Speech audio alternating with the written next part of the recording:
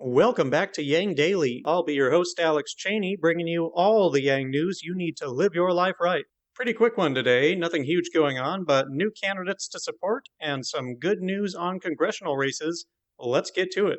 Shout out to our Tier 3 patrons, Peter Park and Shay Meehan, as well as all our other patrons. Your support is vital. We have new Humanity Forward endorsements today. Max Rose is running for U.S. House to represent New York's 11th Congressional District. He's an Army vet and worked as Director of Public Engagement and Assistant to the Brooklyn DA. Among other things, he got COVID money back from banks to give to small businesses, passed a bill to limit drug prices, is working to create grants for restaurants, and supports monthly stimulus checks.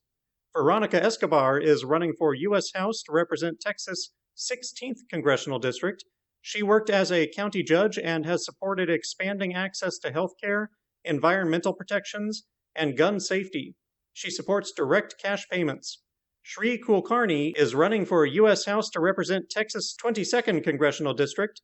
He has worked as a diplomat and defense advisor. Among other things, he supports a public health care option, funding for small businesses, green energy, and direct stimulus checks. I suppose we should talk about the last debate. In many ways, it was the same as the first. Biden was mostly appealing to the people and attacking Trump on his sabotage of the pandemic response. Trump continued to throw out lies and conspiracy theories. Trump was notably more calm than the first one, obeying his campaign advisors somewhat surprisingly. He spent a lot of time criticizing Democrats who are not his opponent, whether they be Obama, Hillary, Hunter, etc. Biden had a good moment pointing out that Trump didn't seem to know who he was running against. Trump also had a few other outlandish comments. He claimed to be the least racist person in the room, that he's the greatest president for black people since Abraham Lincoln, claimed for the 500th time that he has a health care plan, and claimed that his accountant wouldn't let him release his tax returns. I'm going to go ahead and cast a bit of doubt on all of those. Ultimately, as Yang said, nothing too fundamentally changed the race happened.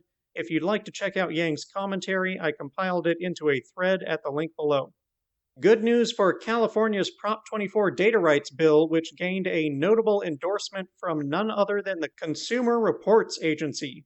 In case you were still on the fence about whether it's in your best interests for some reason, there you go.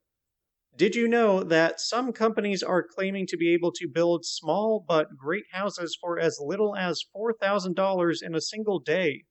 It was a shock to me. Guess how they do it?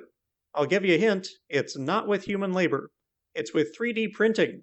It seems highly likely that this will be the way many buildings of the future will be made, which is great news for low-cost housing, not so great news for construction workers. That is, unless we get UBI going, so that such advances are benefiting all of society. Check out the link below to see the $4,000 house. It's pretty stylish.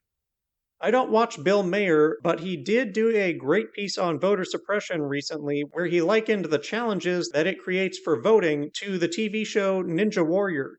He also said elections are supposed to eliminate candidates, not voters. It was a pretty good bit. Link below. There's a new UBI petition in the EU. If that's your chosen land, then hit up the link below and add your name. Yang visited Amanda Knox's podcast, Labyrinth, to talk election, media, Fourth Industrial Revolution, and so on. And finally, we have a number of new polls out showing Humanity Forward candidates in extremely tight races against their opponents. Washington's Carolyn Long is just 2% away from flipping her Republican incumbent opponent in the House. Mike Espy may be only 1% from flipping the Mississippi seat in a historic upset. He's already outraised his opponent significantly, and the outcome hinges on voter turnout. Lulu is also 1% away from flipping her seat in Texas. We have so many races within reach, gang, and every one of them could be the difference between freedom and tyranny, stagnation and progress. We need to push like never before if we want to see our desires come to fruition. Let's get out the vote. And that'll do it for today's Yang Daily. Check out our new candidates. Sign the UBI petition if you live in the EU. Do whatever you can to get out the vote. Help recruit other organizations to the cause and get everyone to sign the UBI petition. Flood Congress and Trump with calls, tweets, and letters using the Resist bot or Income Movement easy contacts below. If you need help, consult Humanity Forward, the Income Movement Aid Database, the Mission Asset Fund, United Way, or the H3 podcast thread. And don't forget to Yang Daily.